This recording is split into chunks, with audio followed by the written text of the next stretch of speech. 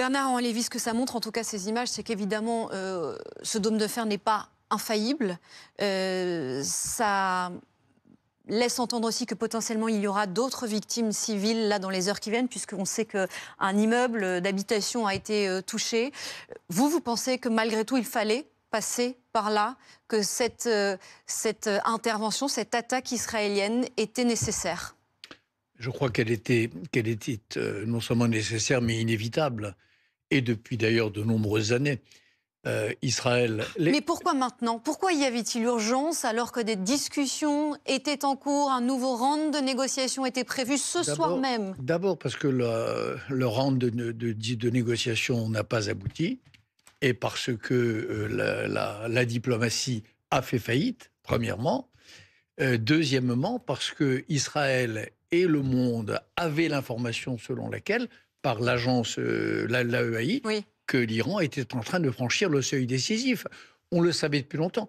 Je vous rappelle une chose. Mais ça, est-ce qu'Israël ne va pas devoir les fournir, ces preuves? Puisque c'est effectivement la raison qui est évoquée, ce dernier rapport de l'AIEA. Mais est-ce qu'Israël, pour légitimer cette intervention, ne va pas devoir fournir des preuves? D'abord, c'est à l'AIEA de les fournir, et je crois qu'elles sont déjà fournies, elles sont déjà disponibles. C'est l'AIEA qui a déclaré de manière tout à fait solennelle que l'Iran était à un cheveu d'être capable et d'enrichir finalement, et de miniaturiser et de transporter. Et par ailleurs, les preuves, on les a depuis longtemps.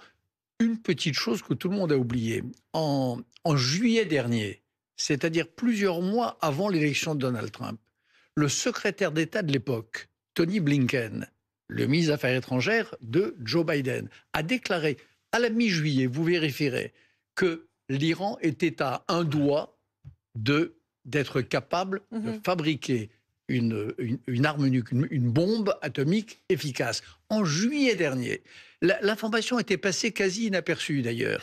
Mais c'était déjà un secret de polichinelle. Donc il n'y a pas de preuves à fournir. Les preuves sont sur la table.